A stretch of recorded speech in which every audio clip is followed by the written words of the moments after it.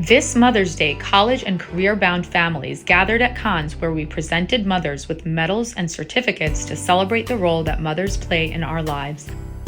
Countless cons professionals started their journey at cons since childhood.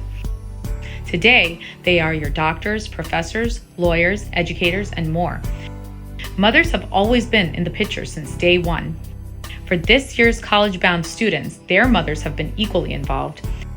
Many brought their children to cons for state exams, summer classes, SHSAT, SAT, and more.